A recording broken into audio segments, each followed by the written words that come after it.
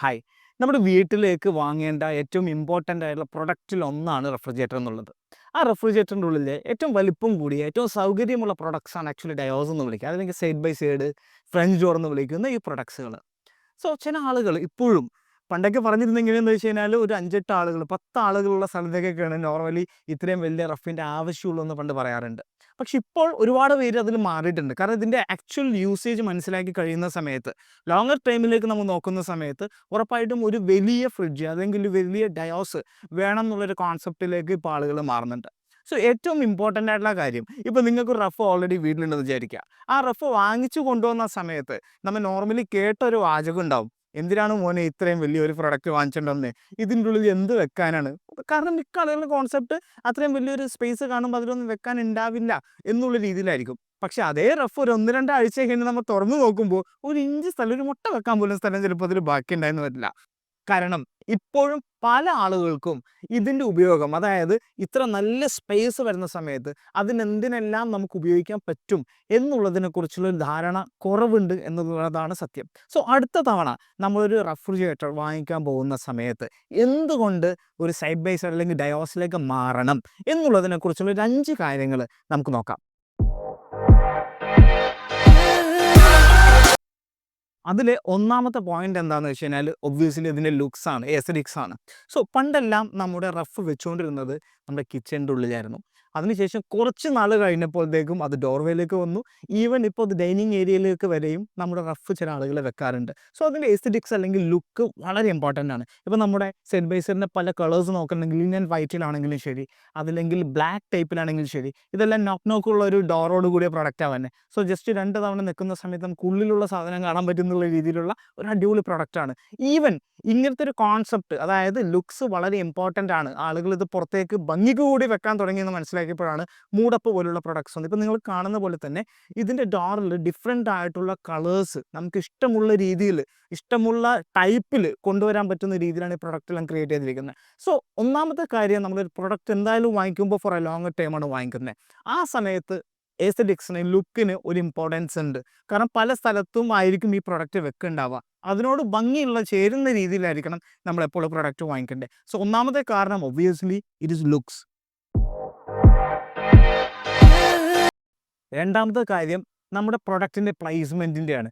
പല ആളുകളും പറയാറുണ്ട് ഇത് ഒതുക്കമുള്ള ഫ്രിഡ്ജ് ആയതുകൊണ്ട് തന്നെ നമുക്ക് എല്ലാ സ്ഥലത്തും ഈസിയായിട്ട് വെക്കാൻ പറ്റുന്നുള്ളത്. പക്ഷേ അതിനപ്പുറം നമ്മളൊരു പ്രൊഡക്റ്റ് ഇപ്പോൾ ക്യാബിനറ്റ്സിൻ്റെ ഉള്ളിലാണെങ്കിലും ഈവൻ പുറത്താണെങ്കിലും ഇത് തുറക്കുകയും അടയ്ക്കുകയും ചെയ്യുന്ന സമയത്തുള്ള റേഡിയസ് ഉണ്ടല്ലോ, അത് ഭയങ്കര ഇമ്പോർട്ടൻ്റ് ആണ്. സോ ഞാനിപ്പോൾ ഈ ഒരു ഡോർ, ഇത് ഏകദേശം 398 ലിറ്ററിൻ്റെ ഒരു പ്രൊഡക്റ്റാണ്. ഞാൻ ഈ പ്രൊഡക്റ്റ് തുറക്കുന്ന സമയത്ത് ഇതിൻ്റെ ഡോർ റേഡിയസ് ഉണ്ടല്ലോ, ഈ ഡോർ റേഡിയസ് ഇപ്പോൾ എൻ്റെ കൈ ഞാൻ വെക്കുകയാണെങ്കിൽ ഇത് ഓൾമോസ്റ്റ് ഇത് ഈ ഒരു വലിപ്പത്തിൽ ഫുള്ളായിട്ട് ഡോർ റേഡിയസ് നിങ്ങൾക്ക് കാണാൻ പറ്റും. കറക്റ്റ് അല്ലേ? സോ ഇത് 398 ഉള്ളൂ കേട്ടോ. ഇതിനേക്കാൾ വലിപ്പമുള്ള 650 ലിറ്റേഴ്സ് വരുന്ന നമുക്ക് ഒരു പ്രൊഡക്റ്റ് കൂടി നോക്കാം നമ്മുടെ സൈഡ് ബൈ സൈഡിലുള്ള. സോ ഈ പ്രൊഡക്റ്റിൻ്റെ ഞാൻ ജസ്റ്റ് ഒരു ഡോറിൻ്റെ വലിപ്പം നിങ്ങൾക്ക് കാണിച്ചു തരാണെങ്കിൽ, റേഡിയസ് കാണിച്ചു തരാണെങ്കിൽ, ഇവിടെ ഒന്നറിയാൻ പറ്റും നമ്മുടെ ഏകദേശം ഉള്ളിലേക്ക് വരെ എത്തുന്ന രീതിയിലാണ് ഇതിലുള്ളത്. ശരിക്കും ഡോർ ഇത്രയും തുറക്കുന്നുള്ളൂ, മനസ്സിലാവുണ്ടോ? സോ വളരെ ഈസി ആയിട്ട് നമുക്ക് റേഡിയസ് വളരെ കുറവായിരിക്കും. സോ ക്യാബിൻസിനുള്ളിൽ വെക്കുമ്പോഴും ഇവിടെ അരികൊന്നും മുട്ടാതെ തന്നെ നമുക്ക് വളരെ ഈസി ആയിട്ട് തുറക്കാനും അടക്കാനും പറ്റും. സോ സ്പേസ് യൂട്ടിലൈസേഷൻ്റെ കാര്യത്തിൽ ഒബ്വിയസ്ലി സൈഡ് ബൈ സൈഡിന് ഒരു മികച്ചൊരു കാരണമുണ്ട്. കാരണം എന്ന് വെച്ച് കഴിഞ്ഞാൽ ഏത് ഏരിയ വെച്ച് കഴിഞ്ഞാലും നമുക്ക് 2 വശത്തേക്കും തുറക്കാവുന്നതായതുകൊണ്ട് തന്നെ ഈസി ആയിട്ട് നമുക്കത് ഹാൻഡിൽ ചെയ്യാൻ പറ്റും. സോ മൂന്നാമത്തെ ഏറ്റവും ഇമ്പോർട്ടൻ്റ് ആയിട്ടുള്ള കാര്യം ഇതിൻ്റെ സ്പേസ് യൂട്ടിലൈസേഷനെ കുറിച്ചാണ്. സോ ആളുകൾ പറയാറുണ്ട് എനിക്ക് എന്തിനാണ് ഇത്രയും വലിയ ഒരു ഫ്രീസർ പോർഷൻ എന്ന് ചോദിക്കാറുണ്ട്. പക്ഷേ അതിൻ്റെ ഒരു റിയാലിറ്റി ചെക്ക് നമുക്ക് ആദ്യം നടത്താം, അതിനുശേഷം അതിൻ്റെ ഫീച്ചേഴ്സിലേക്ക് വരാം. സോ റിയാലിറ്റി ചെക്ക് എന്താണെന്ന് വെച്ച് കഴിഞ്ഞാൽ, ഞാനിപ്പോൾ നോർമൽ ഒരു FF എടുക്കാനാണെങ്കിലും ഡബിൾ ഡോർ എടുക്കാനാണെങ്കിലും, സോ ഇതാണല്ലോ ഒരു FF വരുന്നത്. ഇത് ഏകദേശം 398 ലിറ്ററുള്ള പ്രൊഡക്റ്റാണ്. ഇതിലും നമ്മൾ നോക്കുന്ന സമയത്ത് ഓൾ പ്രൊഡക്റ്റിൻ്റെ 30-33% നമുക്ക് ഇതിൻ്റെ ഫ്രീസർ പോർഷൻ തന്നെയാണ് തന്നെ. കറക്റ്റ് അല്ലേ? സോ സിമിലർലി ഇത് ഏകദേശം 600+ അല്ലെങ്കിൽ 650 ലിറ്റേഴ്സോളം പ്രൊഡക്റ്റ് ആയതുകൊണ്ട് തന്നെ നമുക്ക് ഇതിൻ്റെ ഉള്ളിൽ കൂടുതലായിട്ടുള്ള ഒരു 40% ആവറേജ് വരുന്ന രീതിയിലാണ് ഫ്രീസറിൽ നമുക്ക് ഇതിൽ സെറ്റ് ചെയ്ത് വെച്ചേക്കണേ. സോ എന്തുകൊണ്ടിട്ടാണ് ഇത്ര വലിയൊരു ഫ്രീസർ പൊസിഷൻ അല്ലെങ്കിൽ ഫ്രീസർ പോർഷൻ നമുക്ക് ആവശ്യമുള്ളത്? അതിൻ്റെ 1-2 കാര്യങ്ങൾ നമുക്ക് ആദ്യം പറഞ്ഞുതരാം. സോ നോർമലി നമ്മുടെ ഫ്രീസറിൻ്റെ ഉള്ളിൽ എന്തൊക്കെ വെക്കുമെന്ന് ചോദിക്കുമ്പോൾ നോർമലി ആൾക്കാർ പറയാറുള്ളത് എന്താ? ഒന്നില്ലെങ്കിൽ എന്തെങ്കിലും നോൺ വെജ് ഐറ്റംസ് വെക്കും, അല്ലെങ്കിൽ പനീർ പോലുള്ള ഐറ്റംസ് വെക്കും, അല്ലെങ്കിൽ ഫിഷ് ഐറ്റംസ് വെക്കും, അങ്ങനെയൊക്കെ പറയാറുണ്ട്. പക്ഷെ അതിനപ്പുറം ഈ ഒരു പോർഷൻ്റെ ഉള്ളിൽ നമുക്ക് ഒരുപാട് നല്ല നല്ല ഐറ്റംസ് വെക്കാൻ പറ്റും. എന്തൊക്കെയാണെന്നല്ലേ, അതിനൊരു ഉദാഹരണം ഞാൻ പറഞ്ഞുതരാം. ഏറ്റവും കൂടുതൽ മസാലകൾ ഉപയോഗിക്കുന്ന ആളുകളാണ് നമ്മൾ മലയാളികൾ. അഗ്രി? സോ ഈ മസാല ഉപയോഗിക്കുന്ന സമയത്ത് ഈവൻ ഒരു ചായ അടിക്കണമെങ്കിൽ ഇപ്പം തന്നെ അതിൻ്റെ ഉള്ളിൽ കുരുമുളകും അല്ലേ, പിന്നെ കറുകപ്പട്ടയും ഇതെല്ലാം അടിച്ചിട്ടാണ് നമ്മൾ ഉണ്ടാക്കാറുള്ളത്. സോ നമ്മുടെ വീട്ടിൽ പല രീതിയിലുള്ള മസാല അവൈലബിൾ ആയിട്ടുണ്ട്. പക്ഷെ ഇതിൻ്റെ ഒരു പ്രോബ്ലം എന്താണെന്ന് വെച്ച് കഴിഞ്ഞാൽ, നമ്മൾ നല്ല മസാല കെട്ടി വാങ്ങിച്ച് വെച്ച് കഴിഞ്ഞാലും ഹ്യൂമിഡിറ്റി കൂടുതലുള്ളത് കൊണ്ട് തന്നെ കുറച്ച് നാൾ കഴിയുമ്പോൾ ഇതിൻ്റെ ആക്ച്വൽ ഫ്ലേവർ പോകും. അതുകൊണ്ട് തന്നെയാണ് ഒരുപാട് കമ്പനികൾ ഫ്ലേവർ ലോക്ക്ഡ് എന്നും പറഞ്ഞിട്ട് ഒരുപാട് പാക്കറ്റിലേക്ക് സാധനം വരാറുണ്ട്. ഈവൻ അത് ഒരു തവണ പൊട്ടിച്ച് കഴിഞ്ഞാലും അതിൻ്റെ ഫ്ലേവർ പതിയെ പതിയെ നഷ്ടപ്പെട്ടു പോകും.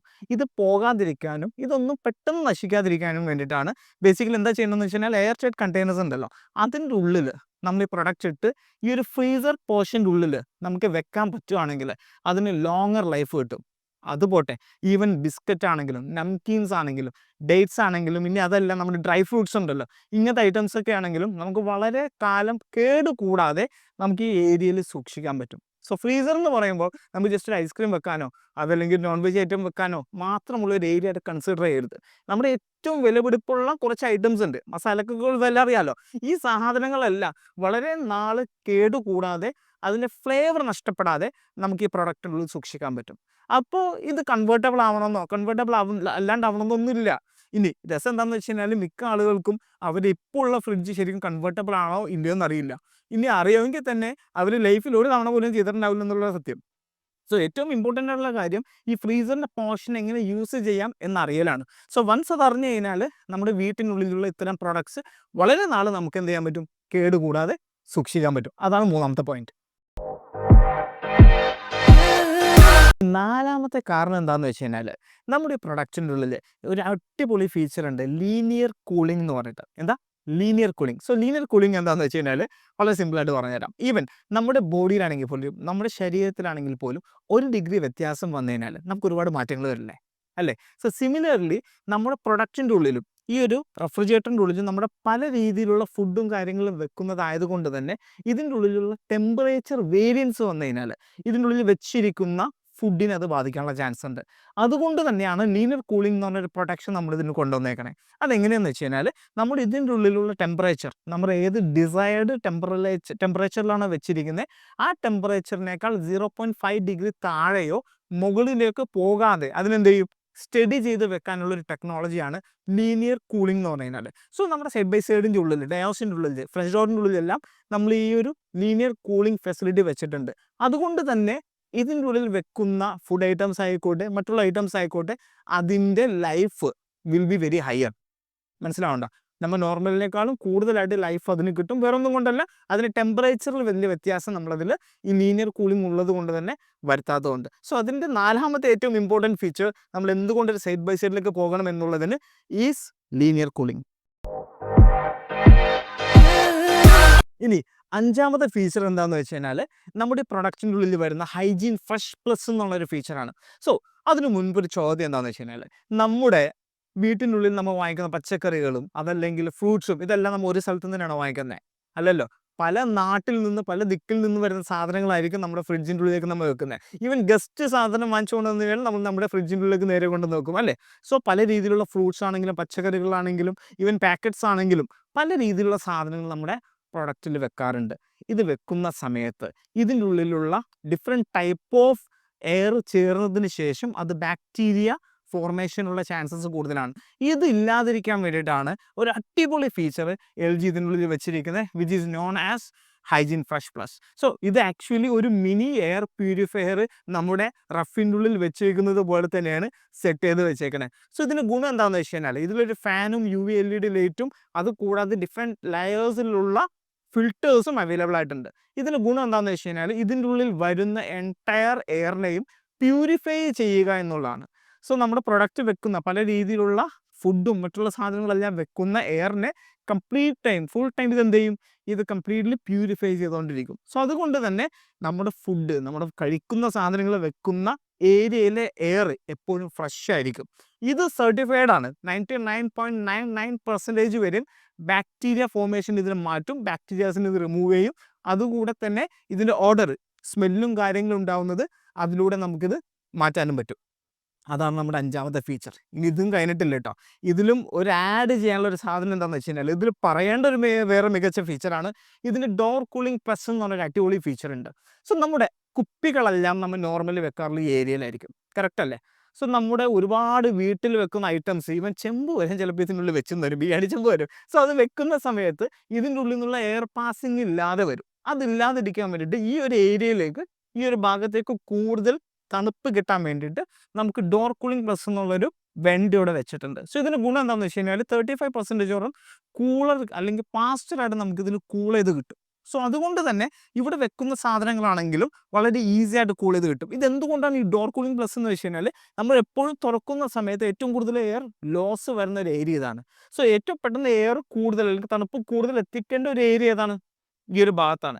അതുകൊണ്ടിട്ടാണ് ഡോർ കൂളിംഗ് പ്ലസ് പോലൊരു ഫീച്ചർ അവിടെ വെച്ചിട്ടുള്ളത്. ഇത് ആക്ച്വലി ഒരു പേറ്റന്റഡ് ഫീച്ചർ കൂടിയാണ്.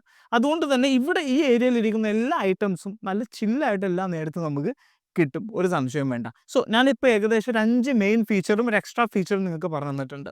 എന്തുകൊണ്ട് ഒരു സാധാരണ ഒരു ഡബിൾ ഡോറിൽ നിന്ന് മാറി നമ്മളൊരു സൈഡ് ബൈ സൈഡിലേക്ക് അല്ലെങ്കിൽ ഒരു ഡയോസിലേക്ക് വരണം എന്നുള്ളതാണ് ഇപ്പം നിങ്ങൾക്ക് എക്സ്പ്ലെയിൻ ചെയ്തത്. Alright, thank U.